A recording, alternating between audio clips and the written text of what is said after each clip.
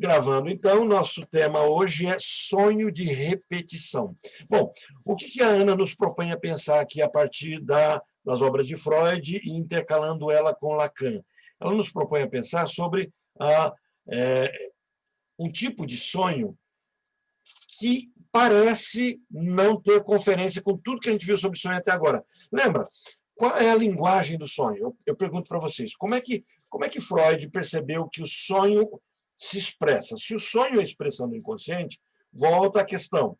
Se eu desvendo como o sonho se expressa, quer dizer, o conteúdo do sonho, não há o desvelar do sonho, não é interpretação.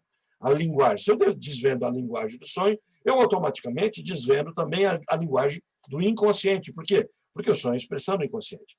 Então, a linguagem do sonho é por meio do deslocamento e da condensação. Lacan vai chamar de deslocamento metonímia e condensação metáfora. Metáfora, metonímia. Condensação, deslocamento.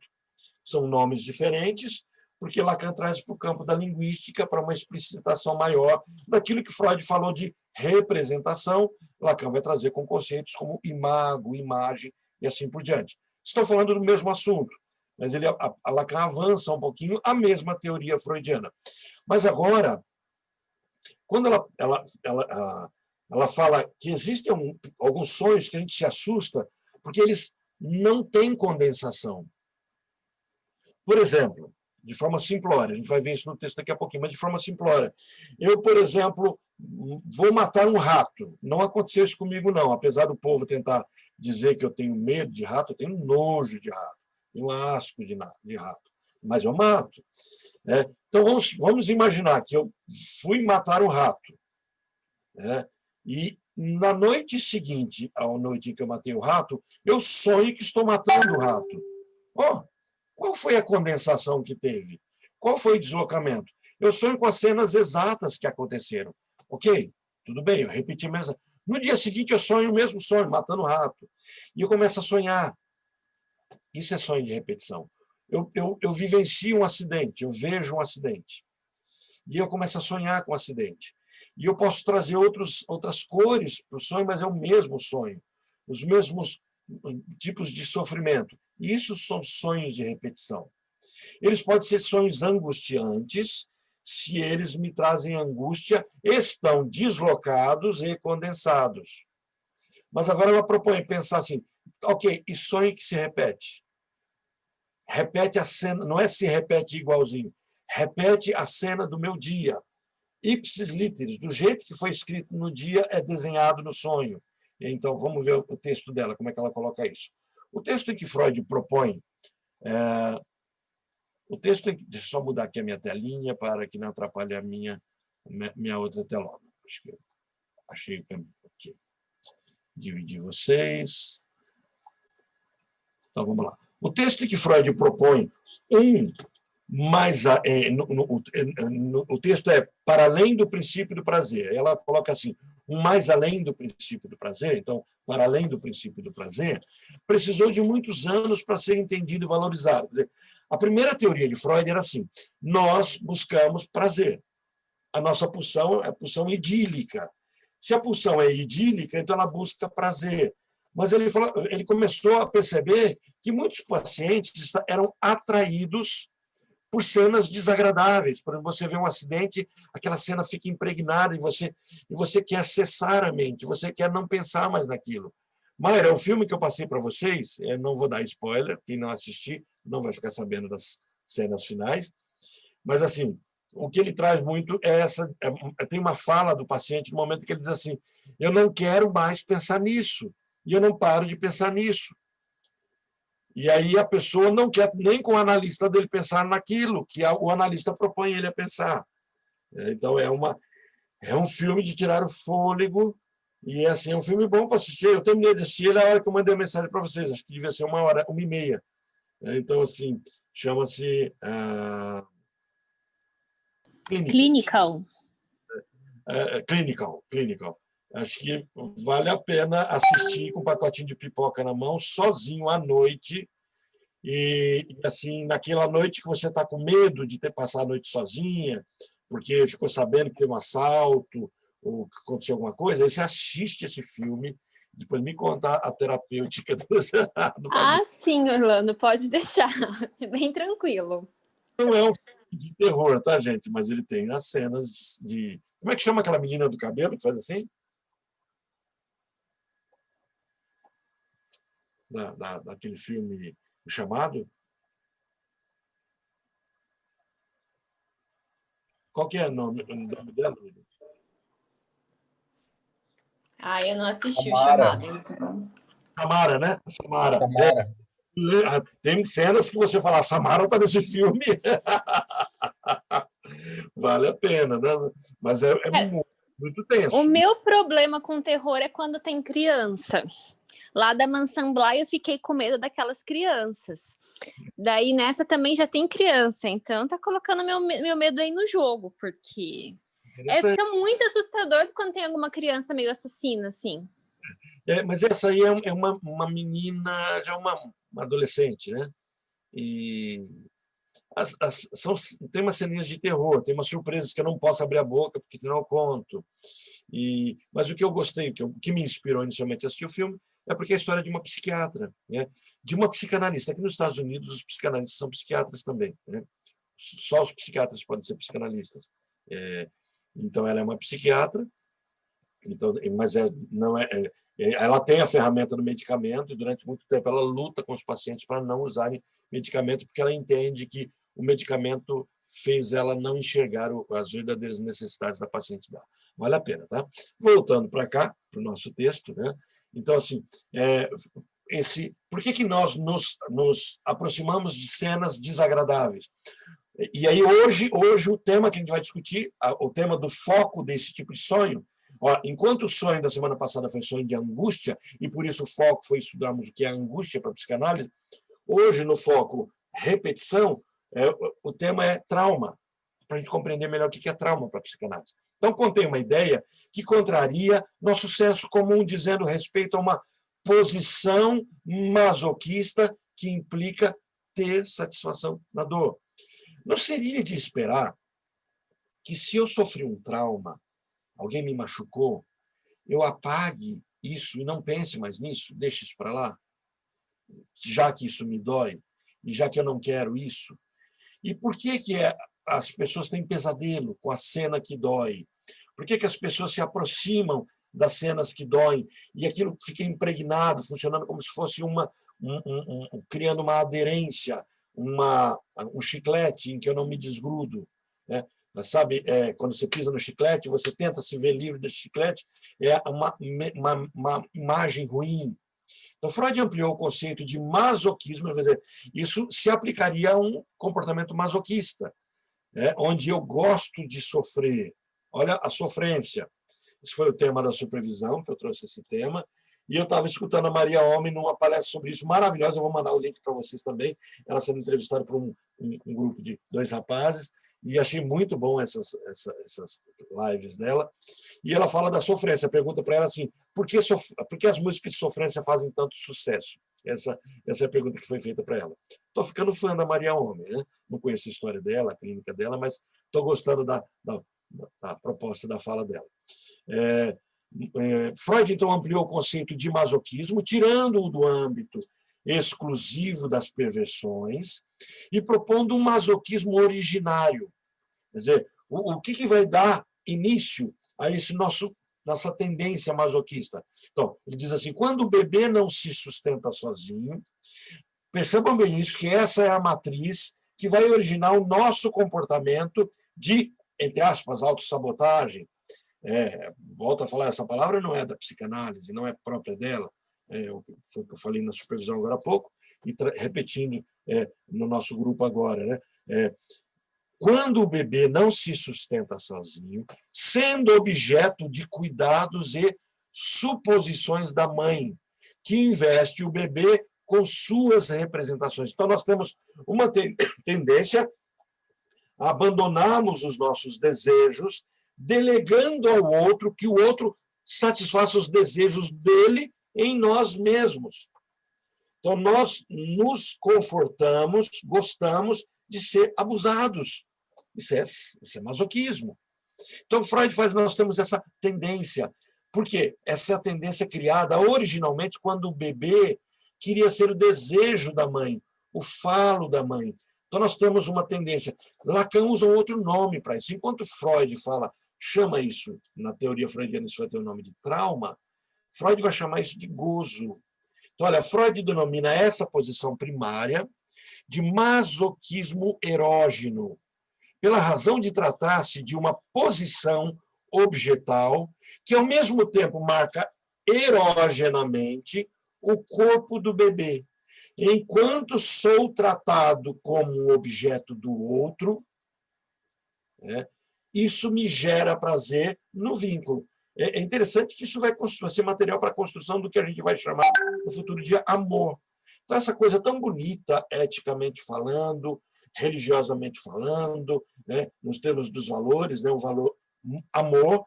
O amor é construído exatamente nessa construção narcísica, em que o bebê se coloca como objeto do outro, porque no mundo do bebê ele ainda não é alguma coisa. Ele só é alguma coisa se for alguma coisa para o outro. Perceba bem, eu estou pausando a minha fala aqui, porque eu queria intensificar bem isso. Enquanto o bebê é alguma coisa para o outro. Então, quando a gente fala assim, não, eu sou livre, independente, você dá uma risadinha e fala, só que não, né? Nós nos construímos se tivermos valor para o outro. É assim que nós construímos o nosso. Nós não construímos. É por isso que aquela matéria, quem perdeu o narcisismo, precisa revisar a leitura daquele texto. Aquilo tudo é a base dessa compreensão. Eu só serei alguém se o outro for alguém. Mas eu serei alguém inicialmente, no processo de amadurecimento, se o outro me enxergar. Então, eu não me enxergo com os meus olhos, eu enxergo com o olhar do outro. Mas no processo de amadurecimento, eu preciso furar os olhos do outro porque agora eu já me construí. O problema é que furar o olho do outro implica em matar a mãe. E por isso que a gente diz que o processo da terapia é o processo de matar a mãe. Ninguém vai pegar a velhinha lá e cortar o pescoço dela. O psicótico pode fazer isso. O neurótico, não. O neurótico começa a furar esse olho e diz, espera um pouquinho, ok, o outro, a mãe, mas o outro espera isso de mim. Mas é isso que eu quero ser? Eu dou conta de ser aquilo que o outro diz que eu sou feio sendo aquilo? Ou eu precisarei ser tão belo quanto o outro quer que eu seja? Entende? Freud vai chamar isso de posição primária do masoquismo erógeno, pela razão de tratar de uma posição objetal que, ao mesmo tempo, marca erogenamente o corpo do bebê. E essa marca será suporte de repetições tardias. Essa marca será suporte de repetições tardias. Tem uma série, eu menciono sempre ela para vocês, e eu não consigo, se alguém conseguir achar ela no YouTube, ela é disponível. Eu tenho a primeira temporada, que eu comprei o DVD, a segunda temporada eu baixei, e a terceira temporada eu achei em inglês sem legenda. Então, quem tiver uma proficiência em inglês, aí é fácil achar. Se alguém achar legendado, me fala. A série chama-se Huff, Huff. Essa série Huff, quem comprar não perde dinheiro. Não perde dinheiro, porque é boa, é boa.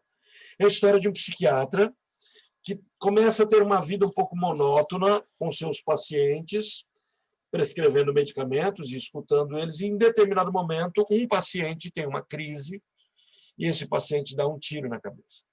E é interessante que antes dele fazer isso, no consultório, na frente dele, ele descreve a fala que ele tem com a mãe e com o pai, quando ele conta que é homossexual, e os pais recusam isso, mas daí ele traz uma cena muito interessante que ele diz assim pro pai dele, ele contando para o terapeuta dele. Ele fala assim, eu disse para ele que ela me fez assim, então vocês têm que me aceitar. E aí o Huff diz assim, o que você disse? Assim, eu disse que quando eu era bebê, ela chupava o meu pênis, como se fosse um brinquedinho. Então, essa é a fala do ato perverso da mãe, fazendo isso com um bebê. Sabe, o ato, pelo que descreve, é aquela brincadeira de mãe que pega o pipi do bebezinho e brinca com ele. Nossa, olha o pipi dele e tal, e dá um beijinho ali.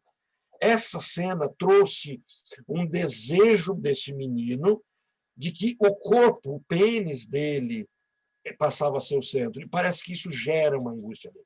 Então, essa marca será suporte de repetições tardias. Isso marcou esse menino e essa marca passou a não ser o desejo da mãe. Olha a inconsistência que começou a existir. O masoquismo desse jovem se vinculava exatamente ao desejo da mãe não real, mas a um desejo interpretado. O masoquismo traz exatamente uma interpretação. Então, a gente não tem que trazer uma consonância, mas uma fantasia. Por isso, o tema nosso hoje, de novo, reprisa a questão de realidade psíquica. Nossos pacientes vêm com uma realidade psíquica. E aí vem aquela fala minha que é muito repetitiva, quase que neurótica, quando eu sempre brinco com vocês.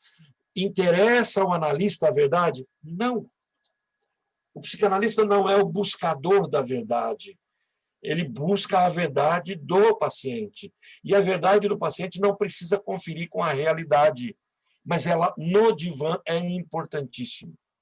Então, olha, o caminho pelo qual Freud chegou à proposição acima mencionada é muito interessante. Qual caminho Freud percorre para chegar ali?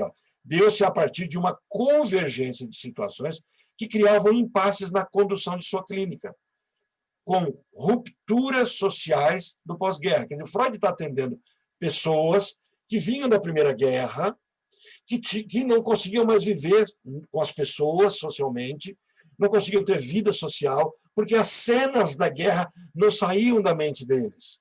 Eles estavam traumatizados, teoria do trauma. Eles estavam traumatizados com essa cena. E Freud começa a se questionar, não seria coerente que essas pessoas, por buscarem o prazer, nunca mais na vida pensassem sobre isso? E por que elas são atormentadas nos seus sonhos por cenas ruins?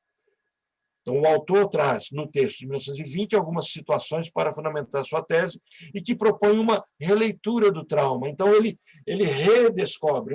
O Freud velho está rediscutindo a teoria do trauma. Lembra o que era a teoria do trauma inicial do Freud jovem? A teoria do trauma é a teoria da catarse. Aquela teoria em que se eu trouxer à tona a cena primária e der sentido a ela, o sintoma cessa. Quem assistiu o filme ou for assistir o filme que eu estou passando, esse Clinical, né? Lembra? Filme para fortes. É filme para você assistir e falar assim, até quanto eu sou forte para suportar a Samara no meu sonho, nos meus sonhos, né? Do filme. Não, mas é um filme para fortes. Não dá para você assistir, né, assim, tranquilo, achando que você vai sonhar com coisas boas, não. Mas eu não tive pesadelo depois do filme, não, tá, gente? Não invadiu até onde eu saiba. Então, assim, Freud rediscute isso. E ele diz assim, espera um pouquinho, vamos perceber o que é trauma, então. Então, olha, a primeira delas concerne ao sonho de repetição. Sua pergunta incide sobre a peculiaridade desses sonhos, que parecem não trazer nenhuma elaboração, surgindo como uma repetição muito realista de situações traumáticas vividas, como um retorno da situação sem modificações. Bom, se Freud falou, né, teorizou, que os sonhos têm uma linguagem própria. Espera só um pouquinho. Só para ver aqui o chat. Quase que eu parei a gravação. Não era isso para fazer. Se Freud teorizou que os sonhos têm uma linguagem própria, o que dizer de sonhos que têm uma linguagem do consciente e me assustam e eu quero ficar livre deles? O William disse que depois dá os spoilers do filme. É do filme, William, que você conta? Né? E diz que daqui a pouquinho ele vai ter que sair. Porque ele não, do filme não, do Trauma de Rato. Ah, do Trauma de Rato! Tá certo. Não, mas eu, sem neuro, eu matei o rato tranquilo, colei ele na ratoeira, mas não toquei nele, não. Duas indagações se impõem. Né? Primeiro, que caminho tomaria a elaboração onírica nesse caso? Quer dizer, quando eu tenho um trauma, como é que isso é elaborado no meu sonho? Primeiro. Segundo, Se o sonho não se deforma, não tem a deformação. Lembra, eu tenho a deformação e eu tenho a elaboração do sonho ligada ao monitoramento do meu superego. Então, eu tenho a censura. Então, meu sonho é deformado e censurado. Então, todo sonho que eu tenho, toda a interpretação, toda a descrição do sonho, descrição onírica, esse meu sonho manifesto, ele advém de uma deformação por conta da linguagem e uma censura. Então, quando eu lido com a interpretação dos sonhos, eu tenho que driblar a censura e eu tenho que desdeformar o sonho, restaurar a linguagem, entender a condensação. Muitas vezes a censura não é tão intensa porque a deformação já foi intensa. Então, o que ele está dizendo é assim, ó, segundo, se o sonho não se deforma para camuflar o desejo, a serviço de que estaria se produzindo? Quer dizer, se o meu sonho não está deformando, ele serve a quem? Então, afinal de contas, o que estaria em causa na repetição compulsiva de situações desprazerosas e até mesmo traumáticas? E daí vem uma outra definição que eu preciso deixar claro para vocês. Compulsão é sempre solução. É que a gente tem um costume psiquiátrico, né, de uma linguagem nosográfica, de interpretar como sintoma o obsessivo compulsivo. Não, a compulsão conserta minhas obsessões. Então, a compulsão sempre será um conserto. Errado, certo? Isso não é a discussão. Mas tudo que é compulsivo, repetitivo, visa tentar consertar alguma coisa, certo? Então, elucidar todas as indagações não é simples, na medida em que muito já se produziu a esse respeito e demandaria desenvolvimento que ultrapasse o objetivo desse trabalho, o que a Ana coloca para a gente. Dentro da produção em psicanálise, dois extremos acabam se encontrando. Primeiro, a abertura freudiana, que descreve a clínica da compulsão à repetição, pulsão de morte. Então, na teoria freudiana, esses meus sonhos são sonhos que expressam a minha pulsão de morte, ou a proposta lacaniana sobre a teoria dos gozos. Quer dizer, os sonhos de repetição, onde as cenas desagradáveis conseguem invadir, são cenas que me levam ao conceito de gozo. Lembrando que, para Lacan, o conceito de gozo não é o conceito de clímax ou orgasmo, mas é o conceito de sonho de ser coisificado, sonho de perversão, onde a figura, as relações objetais entre o eu e tu são interferidas por processos de uso, gozo, uso. É esse o caminho que é feito. Então, não são temas simples, mas tentaremos alguma aproximação que pode abrir ao leitor vias de elaboração. Tomemos o sonho de repetição do trauma como um ponto onde essas propostas podem se encontrar e de onde podem partir com desdobramentos próprios. Então, para os seres falantes, nós somos os parletres, os que falam, os seres falantes, os seres que só existem por falar, né? Então, nós parletres, né? Falamos e somos, os seres falantes que somos. O traumático não obedece a padrão estabelecido. Voltamos àquela discussão que eu já fiz em outras aulas. O que é trauma para um não é trauma para outro. Fulana viu tal coisa, ficou traumatizada. Não deixa fulano ver tal coisa, que isso vai causar um trauma. Isso é um senso comum muito errado. A psicanálise não valida isso. E não vê o trauma nesse formato. Então vê de que jeito. Situações de violência nem sempre são traumáticas, mas o fato banal de não encontrar um olhar no momento específico pode ser traumático para alguém. Quer dizer, eu posso trabalhar com uma pessoa que enfrentou um estupro, um assalto, um acidente, e aquilo não traz trauma, e essa mesma pessoa chega numa escola e o professor grita mais ele, aquela cena é traumática, e paralisa. Nós podemos encontrar com uma pessoa que tem uma vida, são casos de uma paciente minha, tá?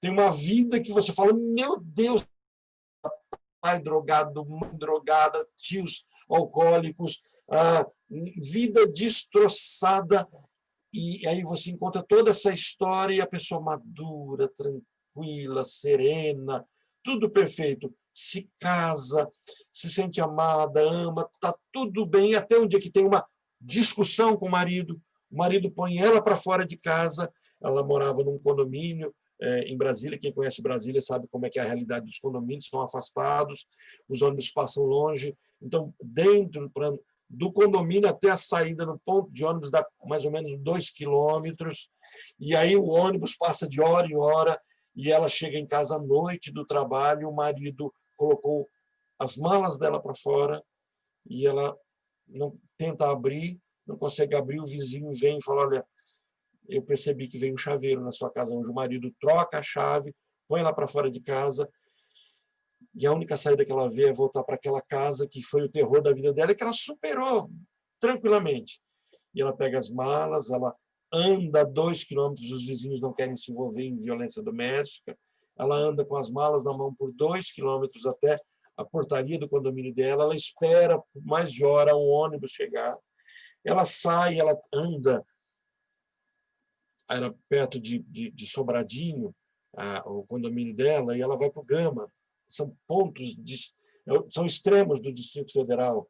Né? Então, ela sai de um extremo para o outro, ela percorre aproximadamente ali, uns 50 quilômetros de ônibus, pegando 2 ônibus, desce na rodoviária, chega em casa, a avó pergunta o que está acontecendo, ela diz assim, amanhã eu conto, toma um banho, vai dormir, no dia seguinte vai para o trabalho, e daí em diante a vida dela muda completamente. Essa cena foi traumática? Ainda não.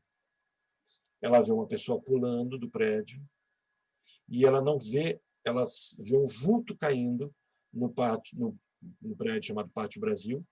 Ela vê um vulto e observa o detalhe, gente. Ela está abrindo a porta da loja que ela trabalha. Quando ela põe a mão na chave, ela vê o vulto passando. Quando ela põe a chave ela vê o vulto passando.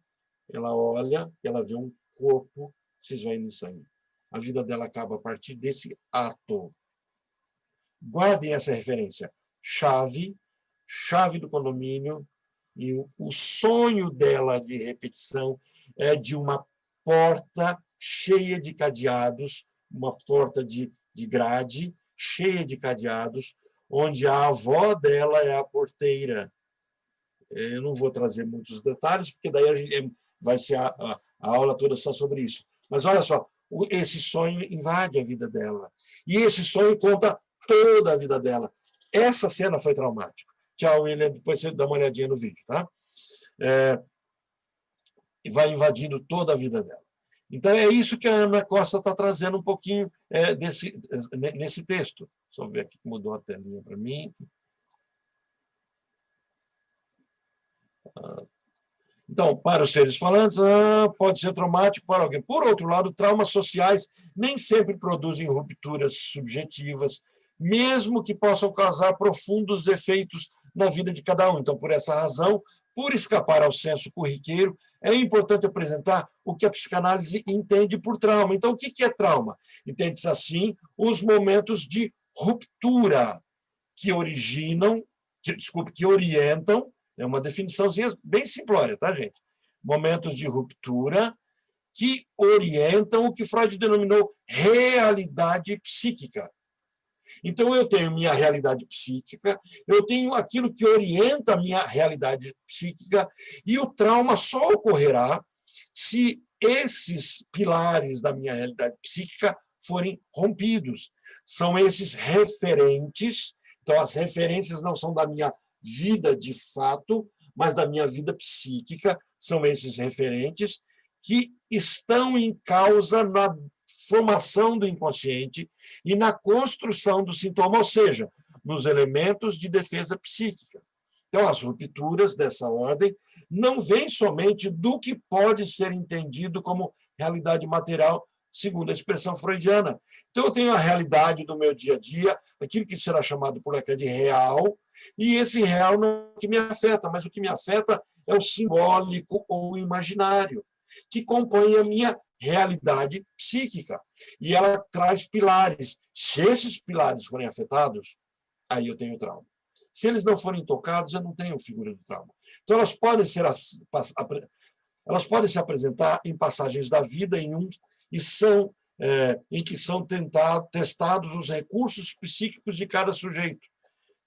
Então, assim, conforme aquilo que eu fui construindo, eu vou sendo testado e vou utilizando disso. É por isso que eu sempre brinco com vocês: deixem seus filhos assistir filmes de terror, deixem eles saber contos de fada aterrorizantes, porque tudo isso vai construindo uma estrutura psíquica de faz de conta. E isso criará uma estrutura psíquica forte. Proteger demais os filhos nessa psique, né? Mas tem pais que deixam os filhos viverem a vida, né? Não precisam que os filhos vivam a vida, os filhos precisam da fantasia, para que a fantasia construa nessa realidade psíquica uma fortaleza. Olha, substituindo-os, essas passagens são corriqueiras e acontecem com tudo. Em todo momento da minha vida, adolescência, maternidade, paternidade, tudo isso vai exigir da minha realidade psíquica dos construtos que eu tenho desse momento. Então, apesar de corriqueiras, para alguns esses momentos são momentos de ruptura. E se eu rompo, eu tenho que ter substitutos. Mas se eu rompo e eu não tenho substituto, eu permaneço com algo que me faz sofrer, não tenho material para aderir e substituir, e isso vai repetir como um processo como se fosse um defeito. Então, o trauma, para a teoria freudiana, nada mais é do que uma ruptura dentro da minha estrutura psíquica que não acha substituto. Sabe, você está na rua, você não tem estepe, e o seu pneu ele não furou, porque furou, ele murchou. O seu pneu rasgou inteiro. E aí, o que você faz? Isso é um trauma. Feito esse preâmbulo, numa maneira de apresentar sinteticamente a questão, pode-se observar que momentos de ruptura radical surgem como uma dificuldade. Aí ele vai dizer assim, como é que isso vai surgindo no dia a dia? Vão surgindo como uma dificuldade. Estranho, porque eu tinha transformado essa projeção um pouquinho mais palatável aqui. Acho que não salvou, eu tinha dividido em sessões, né? Mas vamos lá, sem a divisão mesmo, senão eu gasto tempo procurando a outra projeção um pouquinho melhor, né? De início, as mesmas surgem com uma dificuldade de dormir ou mesmo insônia. Logo depois, estendendo-se por largo período, podem surgir sonhos de repetição. Então, diz assim, primeiro trauma, eu começo a ter insônia. Tenho trauma, tem essa ruptura, e eu começo a ter insônia, não durmo, e depois, quando eu durmo, aquela cena real invade o meu sonho. Então, não é o sonho repetitivo, é a repetição do meu sofrimento que vem por sonho. Então, a lição que tiramos desses episódios é que a elaboração onírica resulta de uma mediação necessária para suportar o real, escrevendo um fato separador entre a percepção e o lugar do sujeito. Sonhar é a possibilidade de inserir um diferencial entre um lugar de sujeito e a posição de objeto no mundo e nas relações. Então, o meu ato de sonhar implica em eu mudar de posição no ato de sonhar. E por isso eu trabalho com imagens. Eu condenso, eu desloco. Olha a reação. E se eu não tenho como deslocar? E se aquela cena que precisa ser deslocada, ela não tem substitutivos? Eu tenho um signo não sígnico. Eu não consigo construir significantes para aquele significado. Eu não consigo referenciá-lo. Então, ele volta nu e cru, do jeito que ele está do lado de fora. Me veio uma ilustração que eu não vou trazer para vocês, que ela está ligada ao sistema digestório, né? Mas os criativos vão imaginar, quando você come muitas hortaliças, algumas não são digeridas, né? E você as percebe depois do processo digestório ocorrer, né? Daí crie na mente criativa de vocês, né, a cena dantesca que eu trouxe para vocês. Então, por essa razão, Os sonhos sempre nos provocam a impressão de enigmas, na medida em que transformam o que foi vivido. Os meus sonhos se transformam em enigmas, sempre. Então, quando eu trago de fora a cena nua e crua, ela ainda é um enigma, mesmo sendo nua e crua. Então, os sonhos de repetição do trauma, mesmo que pareça não conter elaboração, quer dizer, mesmo que aquela cena seja nua e crua, tal qual aconteceu, cumpre a função de reconstituir a capacidade elaborativa. Na verdade, elas já são em si a cena que me leva para a zona de trauma, o momento de trauma. Sua insistência escreve um diferencial no acontecimento, sendo a pré-condição de um esquecimento necessário. Quer dizer, eu deveria ter esquecido ela e não esqueci. Ela deveria ter sido recalcada, mas ela me é lembrada. Por quê? Porque ela não está vindo picada. Percebe? Então, o questionamento de Freud é que eu, de alguma forma, estou me realizando naquela cena porque eu não consegui substituí-la. Ela vem do jeito que tem que vir. Então, por meio do meu recalcamento, o sujeito constrói uma outra cena, motor da elaboração no mundo tal qual o conhecemos. Esse seria o caminho natural da construção do sonho e dos sintomas. Dessa maneira, a repetição é sempre diferencial, ou seja, é uma maneira de produção e inscrição de uma falta, como já foi abordado anteriormente. Então, no entanto, cabe acrescentar que as repetições apoiam-se nas diferentes estruturas psíquicas, bem como em referentes situações. Logo, seus defeitos são singulares. Então, quando eu tenho essa cena de repetição de cenas traumáticas, aquela cena traumática já é um processo elaborado e eu não tenho como substituí-las. E por isso eu começo a sofrer no sonho com o desejo de resolvê-las. Por isso que eu só vou conseguir cessar se eu falar sobre aquilo. Então, na teoria, nessa nova teoria do trauma, o que eu tenho é uma situação que só sairá desse minha repetição se descritas e faladas ao ponto delas se dissolverem. Ok? Questionamentos, fala sobre isso. Hoje o nosso encontro, o tema não é um tema tão extenso naquilo que a Ana Costa nos traz, mas ele é extremamente extenso naquilo que ele nos propõe, a discussão do que de fato é o nosso trauma, o que é um trauma. Vou interromper a projeção, porque aí ela já não nos importa mais tanto, mas a gente continua nessa discussão, o que é o trauma, e aí eu pergunto para vocês, ficou clara a definição do que de fato é trauma para a psicanálise, e como isso advém nos sonhos, e como isso advém para a clínica, e o do vínculo que isso é feito entre sonho e sintoma? Orlando, o que eu fiquei na dúvida aqui foi sobre o substituto. Você pode dar um exemplo? Como assim? No contexto, você está mencionando... Porque você falou que o trauma só se dá quando eu não tenho um substituto para ele. Então, eu passo por algo, eu não tenho como substituir aquela situação, né? Eu não tenho reserva ali, provavelmente psíquica, não sei. E daí eu fico revivendo até aquilo fazer sentido através do sonho. Só que como que funciona esse substituto? Eu consigo, através, pelo que eu entendi, de mitos, histórias, filmes de terror, mas ainda não ficou muito claro como que eu consigo isso, como que ele é. De forma profissional. Então, são dois lados que a gente está abordando. Profilática e curativa. Então, vamos ver os dois lados. Para que os traumas não sejam traumáticos, é porque a palavra trauma virou um rótulo, né? Mas para que as cenas de angústia possam ser digeridas, eu tenho que ter material para isso.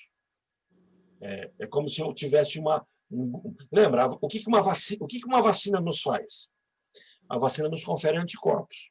Eu tomo a vacina da gripe, o meu corpo reage à vacina, e eu tenho anticorpos. Então, a vacina, na verdade, não me cura. Ela provoca o meu corpo, formação dos anticorpos, e agora, quando o vírus da gripe atinge o meu corpo reage, é por isso que eu tenho um delayzinho, até talvez um mal-estar, até que o meu corpo reage àquilo, certo? Então, vamos pensar nesse formato. Os mitos, as histórias, as exposições, a sensação de pertencimento, tudo isso me constrói anticorpos, me constroem fortalezas, que no momento em que a cena agressiva me atinge, automaticamente eu consigo me defender. Mas agora vamos imaginar que algo recalcado, então ele não veio para aquilo que devia ser elaborado, está recalcado, né? Voltamos ao conceito de aderência também, tá? Algo e afeto. Algo que está dentro de mim, ele não tem correspondente metonímico e nem metafórico. Não tem uma condensação, não tem um deslocamento dessa cena, porque ela não tem correspondente. Lembra, ela está recalcada, está guardada e está quietinha, não está mexida. Então, é uma dor profunda que aconteceu e fica... Mas ela me constrói como estrutura. Ela está quietinha, mas ela é básica para mim. Lembra? As minhas fixações, as minhas situações, as minhas dificuldades na vida e o meu bem-estar, eles me constroem. Então, ela pertence à minha estrutura. Ela é o tijolo da minha estrutura. Então, todos esses tijolos da minha estrutura, quando são afetados, eu tenho um tamponamento, eu tenho uma forma de curar isso. Por quê? Porque eu tenho as fantasias, eu tenho os mitos, eu tenho a sensação de pertencimento. Levo um tombo e me sinto mal, mas eu tenho a fantasia, eu estou sozinho, né, fazendo ali a caminhada de Santiago de Compostela, me sinto angustiado porque estou sozinho, e aí, de repente, eu tenho a sensação de que eu sou amado, que eu fui sempre amado. Olha, eu estou buscando uma vacina. Ou talvez eu me lembre de um conto de fada, de uma historinha, é a minha vacina que criou anticorpos e começa a reagir. Se eu estou tocando em algo que não foi construído dentro de mim, eu tenho um pilar que me construiu frágil, minha realidade psíquica, e esse pilar é afetado. Então, por exemplo, eu vou para a escola, eu estou numa escola, vou trazer uma paciente. Estou numa escola, protegido, porque era uma escola particular, então o tempo todo as pessoas não tocavam muito, eu era protegido. De repente, essa pessoa vai para uma escola pública como punição, porque repetiu de ano. E nesse processo de punição, ali essa pessoa e olha, ela está frágil porque ela reprovou. Não é porque ela está sendo agredida, mas essa reprovação estourou um pilar dela, tornou ela frágil, só que não foi percebido, o pilar deixou de existir. E não existe o que consertou ele. Os contos de fada não deram conta, a noção de pertenção, porque foi algo que já tinha ressonância em outras sensações de não pertencimento. E agora, essa nova cena de ser excluída de um grupo que nem tem valor para ela. Ela está entrando numa escola, tem um grupinho da escola, essa escola tem as ganguezinhas, ela nem quer pertencer, ela não precisa pertencer a essa gangue. O pai e a mãe levam ela da escola, levam da escola para casa, etc. Então, ela só tem contato ali dentro da escola, mas essa escola traz um vazio para ela e faz ela se lembrar ela sempre esqueceu, ela não precisava lembrar de outro tipo de exclusão. E ela não tem como compor isso, porque está intocável. A cena não é substituída porque ela não toca nessa cena. Então, agora, essa dor que está fora tem ressonância com essa que está dentro e não tem um link, porque as outras cenas foram sempre recalcadas, as cenas que levariam para essa dor. Elas eram protegidas. Essa não foi protegida. E só que essa dor evoca as outras dores de eu mereço ser punido. Então, ela traz a cena do trauma e aí ela começa a voltar. Ela em si já é o deslocamento. Essa cena que eu estou interpretando como traumática, ela não vem deslocada e condensada, porque ela é o deslocamento e condensamento para tratar algo que foi rompido e não foi curado por toda a minha estrutura.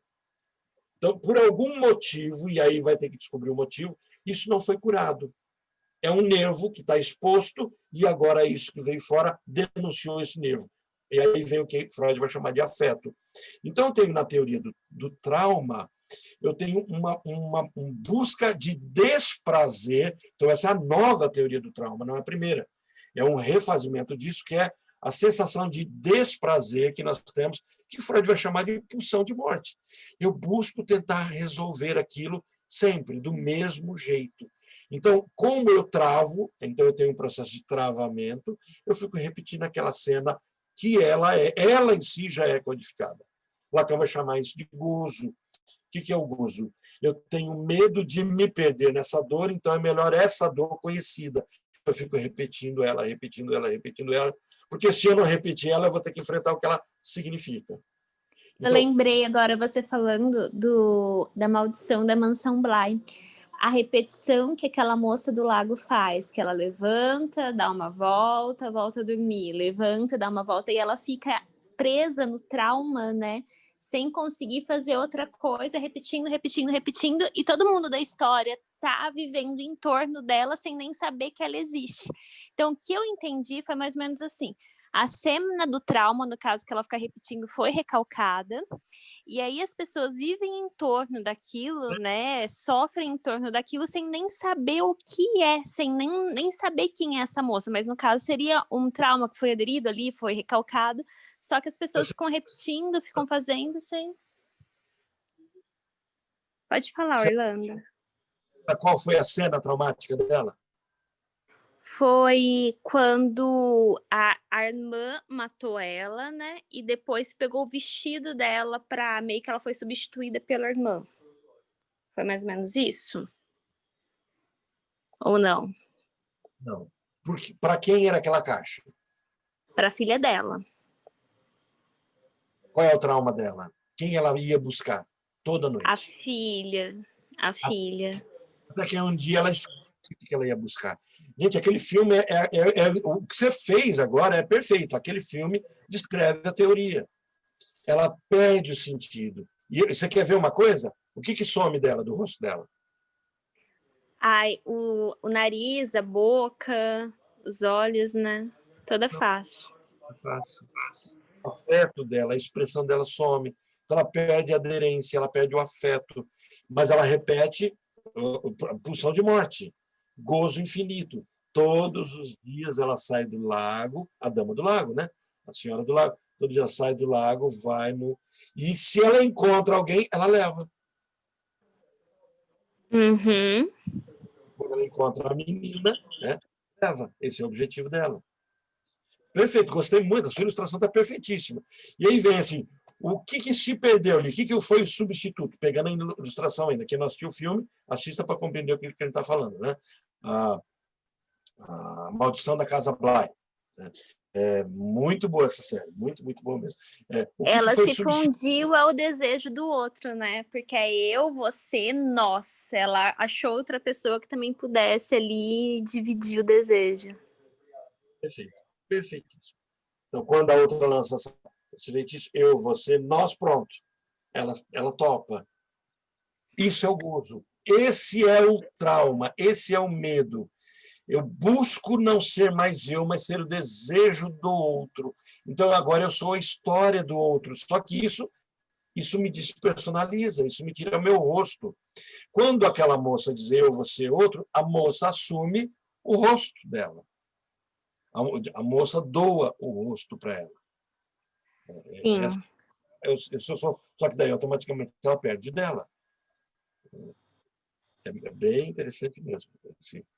Então, por exemplo, essa história de substituto, eu pensei o seguinte, por exemplo, uma criança que não consegue ter muita ideia do que seria a morte, e ela assiste, sei lá, o Rei Leão, que para mim foi assim, eu assisti aquele filme 50 vezes, eu chorava todas as vezes, então provavelmente eu estava ganhando ali ferramentas, uma forma de lidar com a morte, que daí quando eu me vi ali de frente com uma morte de um ente querido, eu já tinha ali aonde buscar, eu já tinha um substituto de certa forma para conseguir encarar aquela situação. Diferentemente disso, se eu não tivesse visto nada, se eu nunca tivesse sofrido aquilo de forma simbólica, às vezes eu não teria ferramenta suficiente para lidar com aquilo e aquilo poderia ser a origem de um trauma para mim. É mais ou menos isso, o substituto? Sim, sim. E agora, até dentro desse caminho, é exatamente isso. Porque agora, lembra que eu falei que a gente tem o profilático e o curativo? Uhum. A criança que viveu o luto, viveu a perda, não viveu o luto, viveu a perda. Isso se tornou traumático. O pai morreu, a mãe morreu, mudou de escola. Sabe, essas cenas corriqueiras, né? As pessoas perdem pai, perdem mãe, perdem... apesar de tristes, elas ocorrem. Perde escola, perde status de vida, né? Reduz o salário do pai, automaticamente tem que mudar de cidade, perde amigos. Essas cenas todas, se a criança tem material para administrar isso, ok, ela administra. Mas se ela não tem, você pode conferir em 2 formatos. Um é os contos de fadas, as histórias, os filmes.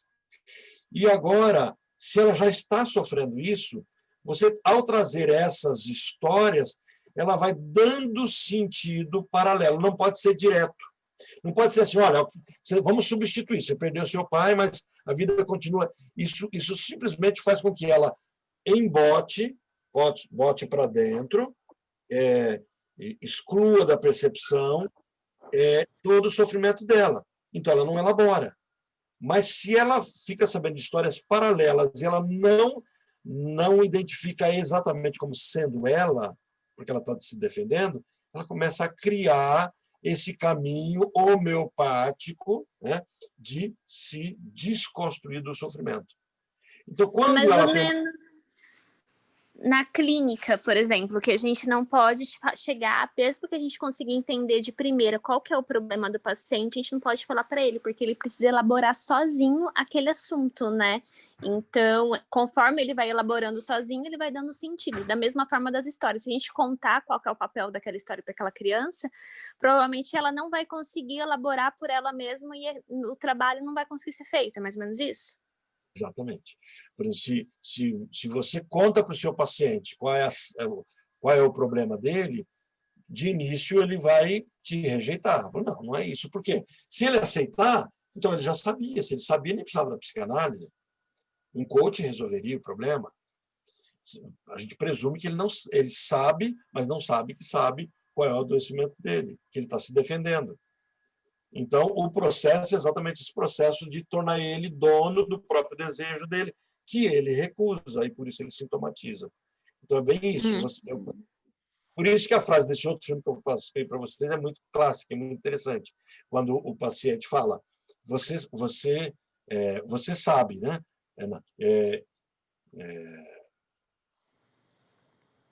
Você tem algo sobre isso, você sabe o que eu estou pensando. E ela diz, sim. Então, ele diz assim, pode falar. E ele diz, não, eu prefiro que você fale. E aí ele fala, e quando ele fala, ele elabora isso. Então, tem esse caminho da elaboração dele. Quando assiste 50 vezes o mesmo filme, é interessante que ela está elaborando, ela está resolvendo, e ela está usando a mesma coisa que nós usamos na pulsão de morte, a mesma coisa que usamos nos sonhos repetitivos. Então, se você propõe que o seu paciente conte a cena traumática, não é que aquilo se dissolveu, mas é que agora não precisa mais sonhar, porque agora pode repetir essa cena, e agora aquilo você vai entender como aquilo afetou ele, porque aquilo tem a mesma força do sonho. Aquela cena real que ele traz para dentro do sonho, é isso que ele coloca. Ele já é a elaboração, ele já é a condensação do sonho, ele já é a distorção onírica.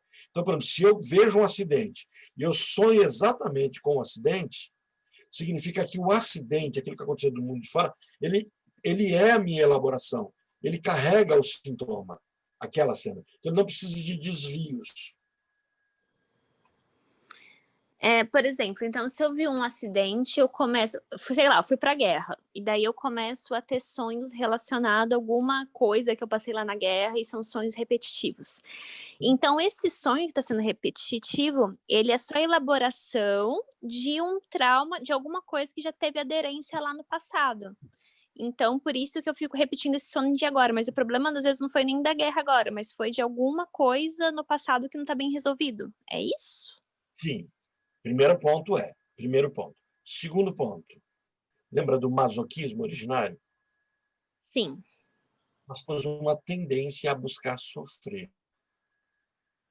Então, se eu estou vivendo um momento da minha vida em que eu preciso ser cuidado, mas eu sou forte, não, eu tenho autonomia, eu não vou, eu vou elaborando. E, de repente, eu vejo uma cena sofrida. Eu vejo uma criança que perdeu a família no Covid, né? Perdeu os avós, aquele sofrimento, a TV gosta de mostrar tudo isso, aquele sofrimento. Inclusive, essa é a matriz daqueles programas de sofrência, né?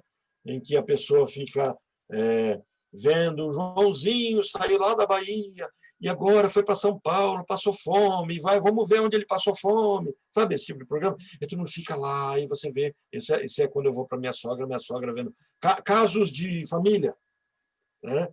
Sabe? E você vive aquela história, você está, de alguma forma, elaborando a sua dor ou se colocando naquele lugar, não porque alguém fala assim, mas eu nunca passei por esse sofrimento, por essa dor. Então, como é que eu estou elaborando? Pois é, mas você desejou. Porque naquela posição, cuidado. Então, nós temos esse desejo erótico, erógeno, masoquista, que vem da criança que deseja ser um objeto para a mãe, deseja que a mãe sinta ela como o prazer dela. Então, vocês já viram pessoas que dão risada compulsivamente quando estão nervosas? Sorriem compulsivamente? Ao invés de chorar. Tipo lá do cara lá do Batman, como é que é o nome dele? O Coringa. Então, você começa a dar risada. Existe uma busca narcísica de que o outro me quer sorrindo. Quando é que isso nasce? Dá risinho para a mamãe. Ah, que bonitinho. Aí o bebê dá um sorriso, porque ele aprende por expressão que toda vez que ele dá um sorriso ou gargalha, todo mundo faz a mesma coisa. Então ele fala, opa, então olha, eu estou sendo visto. Estão cuidando de mim, precisam de mim. Então eu sou útil para o outro, então eu existo. O bebê só existe se o outro enxergar. O bebê não tem olho próprio, ele é visto pelo olho do outro. Agora, o adulto cria isso, e quando eu trago essas cenas que me fragilizam, eu entro nesse campo de resolução. Então, como eu tenho essa tendência ao masoquismo, que Freud chamou para além do princípio do prazer, então, as cenas traumáticas me atraem porque elas me fazem sofrer, e quando eu sofro, então eu sou visto pelo meu outro, mas é o meu outro numa realidade psíquica, porque alguns sofrem sozinho. Não, eles sofrem dentro da sua realidade psíquica. Estou falando, mas é eu que estou sofrendo. Eu falei, exatamente, eu estou me fragilizando para adoecer, para que o outro me veja. Então, quando agora eu descrevo essa mesma cena no divã e o meu terapeuta não sente pena nem dó de mim, isso muda um pouquinho. Espera um pouquinho. Então, isso essa é um processo histérico, não é? Os dois fazem esse caminho, as duas estruturas, obsessiva e histérica. Só que a histeria, ela tem um caminho muito para fora. Ela tem muito caminho para fora, ele teatraliza, ele diz para as pessoas, ele representa isso. Enquanto que o Porque obsessivo... se sofrer, né? Então eu vou ter várias doenças, meu corpo vai sofrer por conta disso, eu vou ter várias dores para chamar atenção para minha dor, para querer ser cuidado. De uma forma que meu Deus, como que é o nome? É o histérico e o obsessivo, ele já vai se colocar, tipo, a culpa é minha, eu não sirvo para nada, também de uma forma querendo ser notado, só que uma para fora, outra meio para dentro, é isso, né? E ele começa a resolver os seus sofrimentos através disso. Está vendo? Olha, eu não fiz, eu devia fazer alguma coisa, eu não fiz nada, eu não presto mesmo. E a cena fica vindo, e aí como é que ele começa a ter? Inicialmente ele vai ter insônia, e o obsessivo tem insônia, o histérico não. Orlando, por acaso o depressivo anda de alguma forma por aí também? Sim, essa história é do depressivo. O obsessivo é depressivo, né? O histérico é triste. O histérico é triste e se queixa da tristeza para os outros. O obsessivo não, o obsessivo se fecha completamente, a ponto de não querer mais saber do que está fora. O histérico não, o histérico ele conta da tristeza dele, ele vai falar para as pessoas, mas ele não vai falar para resolver, ele vai falar para as pessoas, falar, nossa, realmente, meu Deus, sabe aquela pessoa que te conta, olha, quando eu era criança, eu sofria assim, assim, assim, assado, e aí a pessoa fala, coitado, meu Deus, aí isso, de alguma forma, está vendo como eu sou triste? Essa é a frase do histérico. Está vendo como eu tenho motivo para estar triste? Tá vendo como a vida toda... E aí se a pessoa falar, seu sofrimento é fraco, para o histérico também resolve. Dos dois lados funciona. Se você validar a história dele, então ele é triste mesmo, ele tem motivo para estar triste. Se você invalidar, tá vendo como ninguém acredita na minha história? Eu sofro tanto que nem meu sofrimento é visto. Até na narração disso, quer dizer, os dois lados resolvem. Não tem saída para o histérico. Sabem qual é a saída para o histérico? Clínica e das pessoas que convivem com o histérico? Não. É mais simples do que vocês imaginam.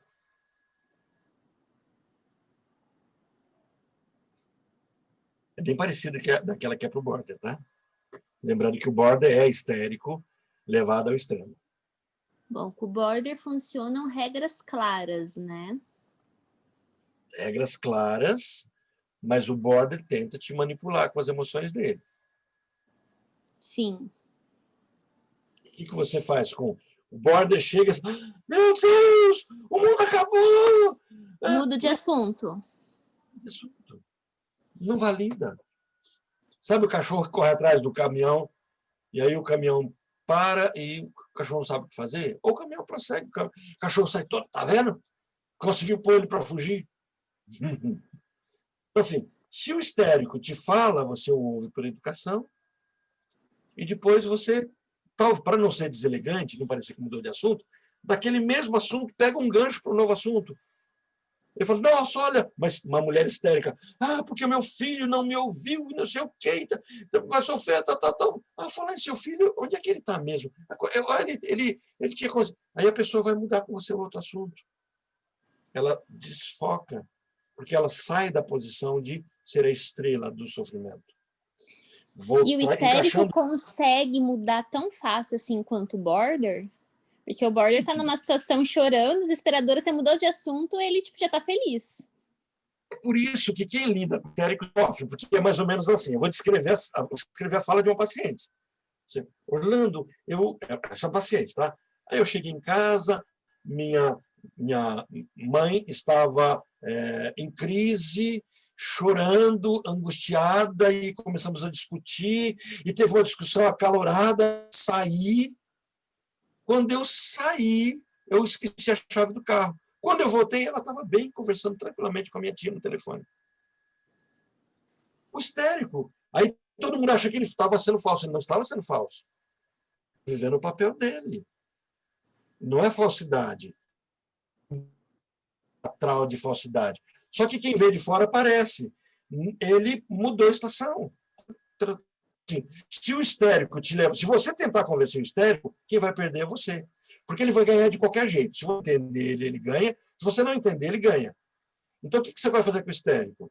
Houve, no primeiro gancho que você puder, ser troca de estação, e se houver um mal-estar, é só você se sentir mal, porque ele não está se sentindo mal.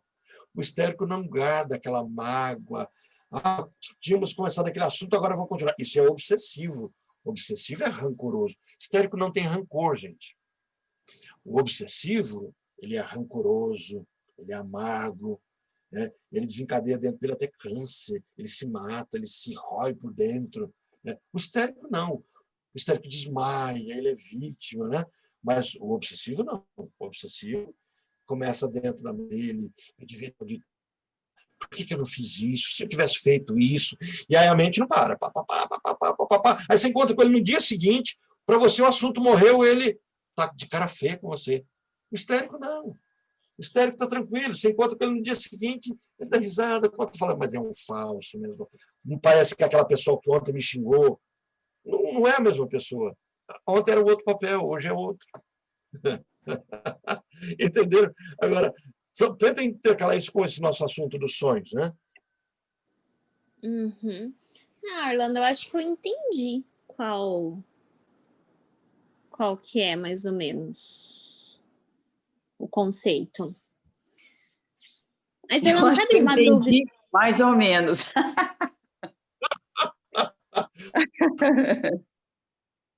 Ah, mas Mais ou entender menos. mais ou menos já é ótimo já. O problema é quando a gente não entende absolutamente nada. Daí tá para ficar com medo. Mas o Não, mais ou menos já é o de praxe. é ótimo, porque até hoje eu fico em dúvida.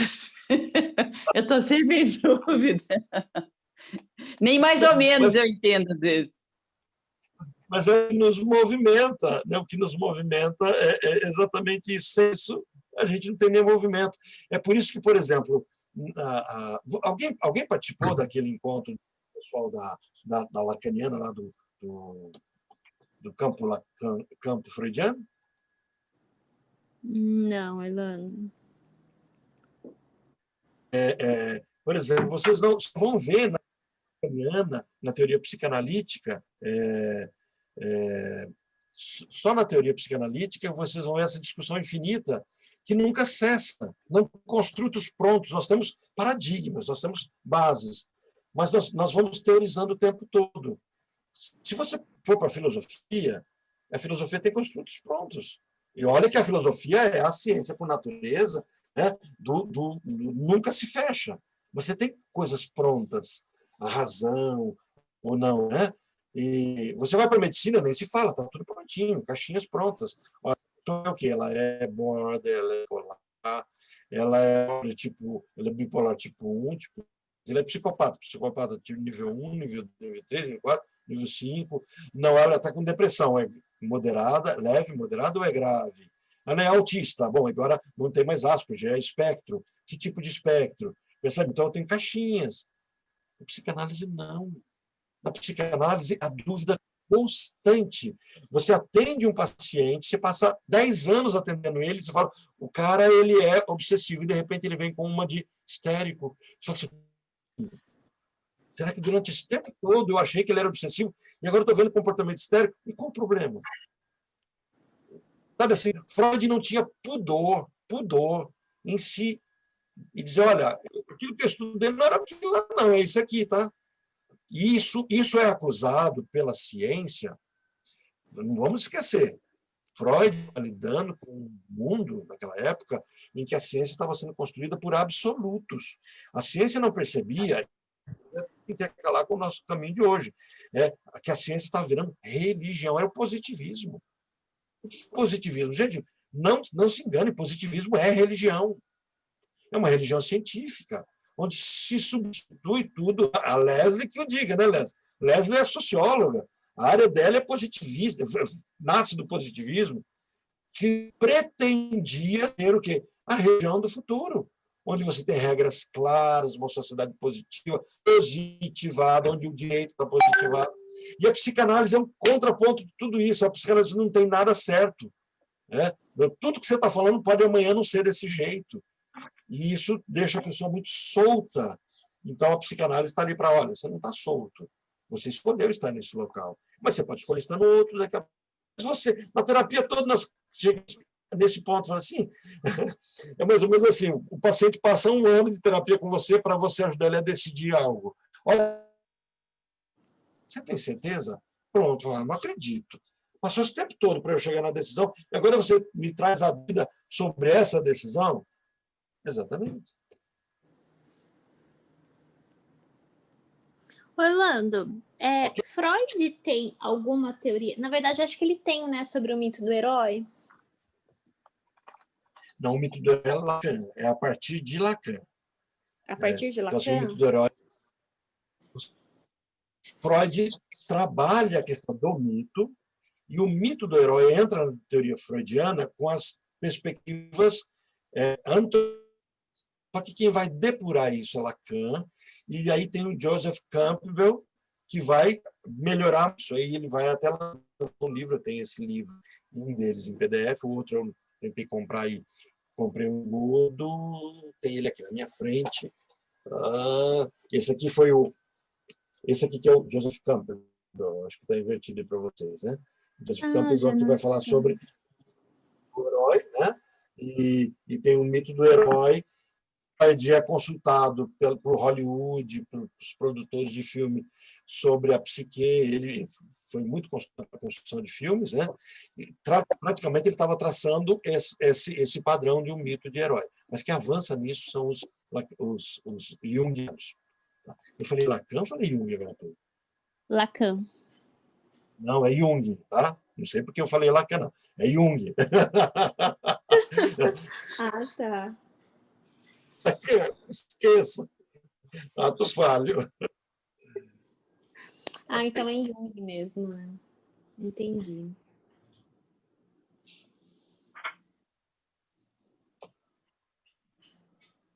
Leslie, ficou claro?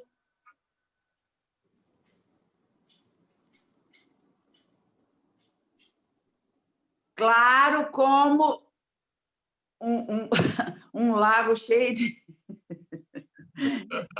graveto. Leslie, você já trabalhou, seu mesmo, do paciente, algum sonho de repetição, algum sonho que, da história dele, ele repita a mesma história no... Não, ele não, ele não, ele diz que não sonha. E não tem jeito de, quando ele não quer, não tem jeito de arrancar nada dele. Ele só tem, Ele não sonha. só aqueles sonhos que eu contei para você aquela vez que a gente conversou. Depois disso, a gente não tem até conversado com frequência, é porque ele tem até, preciso falar com a Priscila, ele liga quando ele quer, e aí outro dia eu coloquei um limite para ele, falei, olha, eu não te atendo nem sábado à noite, nem domingo, nem feriado, e nem à noite. Aí vamos marcar um dia na semana, um horário, daí a gente conversa toda semana. Ele só escreveu assim, tamo junto, e não voltou a falar mais. Se você assistiu o filme que eu passei ontem, o Clinical, você vai ter medo. Não, esse negócio de medo chega. Não, quero mais não. Na fase da minha vida, não quero mais ter medo, não. A Milena, um dia, chegou para mim e falou assim, qual é a sua posição sobre montar o consultório nas dependências da casa? O incômodo da casa, aquele padrão americano. Eu falei assim, nunca. Eu não faria. Ah, mas é porque eu vejo alguns psicanalistas fazendo assim. Assim, isso funciona para a cultura americana. Por que funciona para muro na frente da casa dele? Existe um respeito pelo aqui é minha propriedade. O brasileiro não vê, mesmo em as pessoas, nós somos pegajosos, invasores, nós invadimos a vida das pessoas.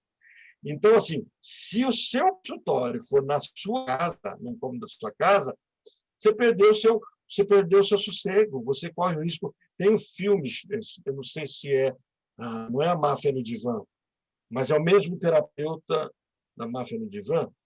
É um terapeuta que tem um paciente border e ele sai de férias e ele avisa para o paciente que ele vai sair de férias e o paciente diz, não, você não pode me dar as férias, eu preciso de você. Eu vi esse, ele, não é aquele cara da máfia lá? Eu vi esse filme. Terapeuta. Aí ele vai para as férias e o que o paciente dele faz? Ele vai e se hospeda e começa a namorar a filha dele. Quer dizer, fica um apuro enorme. Assim. Os brasileiros invadem a vida e é natural. Eu senti isso já nesse primeiro aí, que com esse negócio de atendimento via a distância, eles são muito invasivos. Então, é só você colocar limites e volta aquele madrugada, manda áudio de madrugada. Você lida com o histérico e com o border, dando limites. É porque o obsessivo já põe o limite e acabou a história. O obsessivo mesmo põe o histérico, você precisa dar o limite, até aqui, atender, mas só deixa claro, não te atendo. Se você quiser se matar, você tem que se matar tentar se matar depois da sessão. Fácil, né? Assim, então, mas aí ele espanou. Aí ele não marcou dia nem hora e... Um dia retorna, porque já há transferência. Mas é só a gente entender. Aí qual foi a minha resposta para a Milena? Eu falei assim, Milena, eu não estaria. Se você quiser, se você se acha na altura de uma cultura um pouco mais anglo-saxônica, mais fria, eu não. Rebelião não. Agora, eu coloco os meus limites. Por exemplo, deixo muito claro para os meus pacientes. Eu moro em uma cidade de 600 mil habitantes, que é extremamente provinciana, que a gente tem um grande, agora temos dois, mas temos um grande shopping classe média e outros shoppings muito comerciais, né? Então, assim, nós temos aí o Catuaí, onde, de certa forma, as pessoas acabam se selecionando mais indo lá. Agora nós temos o Boulevard, mas que acaba fazendo um tipo de clientela. E aí você vai encontrar essas pessoas num desses dois grandes shoppings, porque se pegar o Royal e o Norte, eles são muito focados, né? Tem um público muito focado. Então, aí o que acontece? Você não vai ter vida social mais. Então, eu ponho para os pacientes de uma forma bem simples. Se eu te encontrar na rua, eu necessariamente não te conheço. Se você me cumprimentar, eu vou te cumprimentar. Agora, nunca na rua eu falarei com você como seu terapeuta. Nunca. E eu não falo. Então, se eu vou um paciente na rua e falo, vamos sobre aquele assunto, fala assim, no consultório. Então, na rua, eu sou o Orlando e eu não falo com os meus pacientes de forma alguma. Então, é uma forma de você se proteger dentro de uma cultura invasiva. Né? E é por isso que eu vou atender um amigo. Se atender um amigo, você perdeu um amigo, ou não vai conseguir ser terapeuta dele, por conta dessa invasão. Né? É bem contando isso. Ok? Priscila, está compreendido? Sonho de angústia, sonho de repetição? Porque na próxima semana nós vamos falar sobre o caso de sonho clássico. Então, você tem um bem construído isso dentro de você. No nosso encontro próximo, fala sonhos clássicos no ensino da psicanálise. Essa é a nossa temática. E aí eu preciso que tudo que entendido. Está compreendido? Ok. Sim, Márcia? ok. Orlando, eu tenho uma dúvida. Numa aula nossa, há um tempo atrás, você falou sobre o trauma, que a gente não se falava em trauma, porque trauma é algo que a pessoa não tem. Como é que você falou? Ela não tem consciência. Ela não tem consciência do então, trauma. Ela não sabe O que a do gente trauma. não fala é assim, não sabe. Quando a pessoa fala assim, tal coisa me traumatizou, ué, Tá, foi sim, traumatizado tá. aquilo não te... Relembrei. Agora, a teoria do trauma era a teoria de que aquilo eu esqueci, desde que eu traga à tona, aquilo deixa de ser sintoma, de sintomatizar, que eu trouxe à tona. Essa é a teoria do trauma. Esse segundo momento da teoria, aqui é a teoria pulsional. Então, nessa teoria da pulsão de morte, eu tenho a noção de que aquilo que me atormenta, se foi traumatizado, está escondido. E se me atormenta, não é o trauma, mas é que aquilo representa uma punição. E eu preciso entender por que eu estou me colocando nesse lugar de punição. É nesse sentido. Tá, relembrei. Obrigada. Márcia, ok? Mayra, podemos fechar? Você manda de novo? Você manda essa aula? Sim. Eu tenho que postar da semana passada e dessa. Daí já posto para você. Tento mandar tudo ainda. Tem que assistir umas 10 vezes. Pensei que era só eu. Não, somos todos nós. Né? Eu vou postar para vocês depois. Não sei se vocês viram, vocês tiveram um tempinho para assistir os videozinhos da Maria Homem. É bem interessante. Eu vou colocar logo a lista dela todas no WhatsApp de vocês, ao invés de eu selecionar um link, mas ela vai falar um pouquinho sobre essa questão do eu contra mim mesmo. Né? Acabei de postar o link para vocês. Eu contra mim mesmo. E o que eu ia passar para vocês, mas acho que fica, ao invés de a gente assistir junto, fechar a aula com isso junto, vocês assistem pelo WhatsApp, a gente vai falar sobre medo e angústia. Né? Então, que vai estar lidando exatamente com isso, o que nos aproxima. E eu vou pegar depois o link da sofrência para vocês, que maravilhoso. É uma pena que daí é muito longo, não dá para a gente assistir. E assistir, vocês podem assistir e a gente vai discutindo junto. Tá? Como nós temos tendência à sofrência, isso explica muito desses sonhos de repetição. Então, para fechar, Sonho de repetição não é porque eles se repetem. Eu repito a vida tal qual ela é. Sonho de angústia, sonhos que me fazem sofrer. Sonho de repetição esse sofrimento nem vem disfarçado. Então, isso fica mais claro, porque a cena já é o disfarce. Ok? Fechamos? Ok. Orlando, em repetição, depois, se você puder falar um pouquinho sobre qual que é o papel do noivo daquela menina na maldição da Mansão Bly, porque ela fica vendo ele toda hora, né? E eu não consegui entender qual que foi o papel dele na série.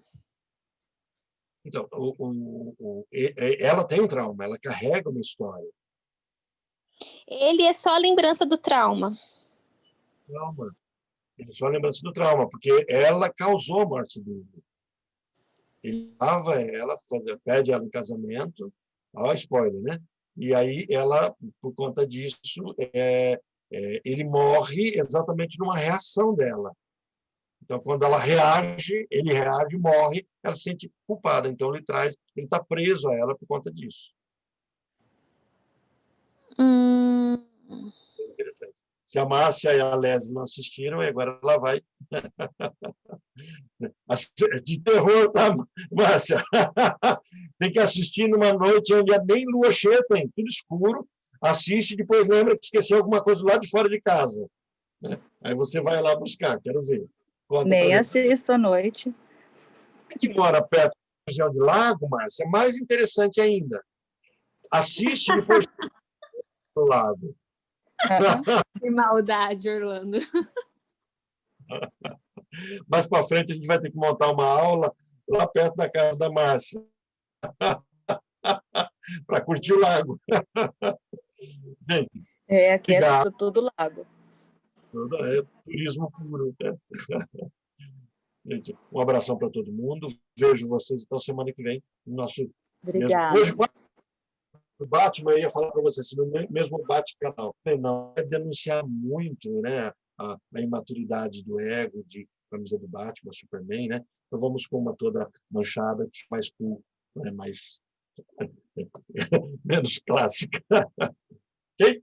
Gente, brigadão. Obrigada, gente. Tchau, tchau.